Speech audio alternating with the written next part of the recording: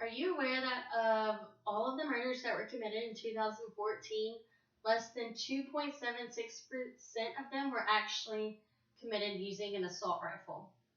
In an article found on Infowars.com in 2015, Kit Daniels writes that out of the 11,961 murders committed in 2014, only 248 of them were actually assault rifles.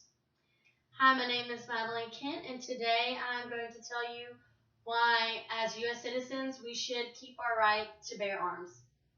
Now, as most of you are, I grew up in the South, and if you may not be from the South right now, you're living here for school. So you're very well aware of guns in here, down here, whether you know people that hunt, whether you hunt, or you just know people that maybe keep firearms in their houses, in their cars, or just have concealed weapons and keep them on themselves at all times. Therefore, you know, guns are a big issue. Therefore, gun control has become a big issue in today's world. I grew up going to the hunting camp with my dad every weekend. I don't even remember the first time I ever shot a gun. And I actually owned my first gun at the age of 9. Therefore, I'm very well educated with guns and gun safety. I don't get nervous when I'm around someone that has a gun. I actually feel safer around someone that has a gun. So today we're going to examine the problems of strict gun control and why, as U.S. citizens, we should keep the right to bear arms by focusing on one clear problem, one specific solution, and the advantages of this particular problem. Now that I've told you what we're going to talk about, I'll go ahead and tell you about the main problem. A lot of politicians, whether they be state, Senate representatives, presidential elections, they have talked about gun control, whether it be strict gun control, stricter background checks, they want to get rid of concealed weapons carries, or they just want to get rid of guns altogether. Our founding fathers established the Second Amendment to the U.S. Constitution, guaranteeing all citizens the right to bear arms to protect themselves from tyranny. Therefore, we should still keep it today. If people wanted to kill other people, they're going to do it regardless if they have a gun or not. According to the FBI, in an article found on BreitBart.com by R. Hawkins, he says that hammers and clubs have an outstanding number compared to guns as to how many murders are committed per year. Therefore, a person, if they want to kill, they're going to kill if they have a gun or not. And whether you believe in owning one yourself, or if you don't want to have one in your home or in your vehicle, it is still your human right to protect yourself. And now that I've told you about the problem, I'll go ahead into a solution to fix this problem. A lot of people who disagree with the ownership of guns or concealed weapons have never shot a gun. They may have never touched a gun in their life. They may have never even seen a gun in real life. Therefore, they're not educated, and they feel as though guns are something to be scared of and something that are dangerous. Where I went to high school, and a lot of the surrounding high schools, freshman year, every student was required to take hunter's education and gun safety.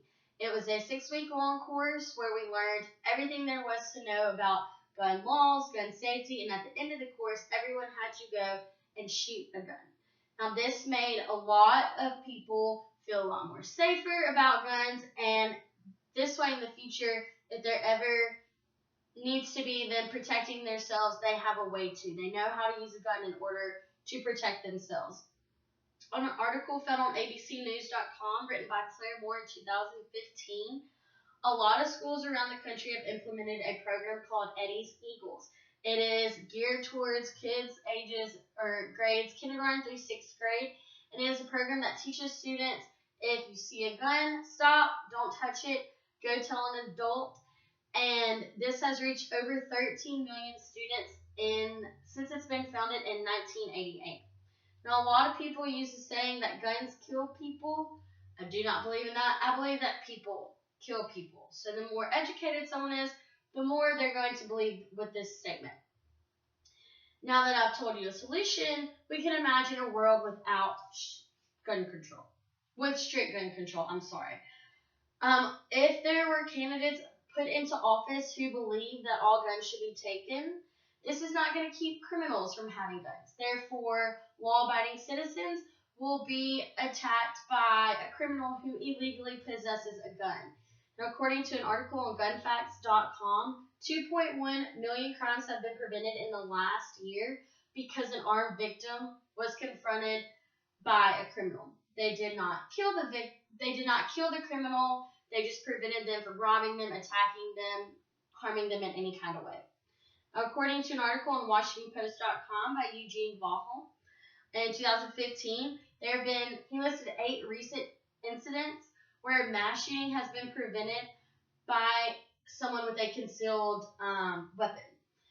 And they did not necessarily kill the shooter, but when they found the shooter, they had hundreds of rounds of ammo, proving that they were about to plan on killing more than just one person. Now let's talk about what you could do as an individual to help this situation.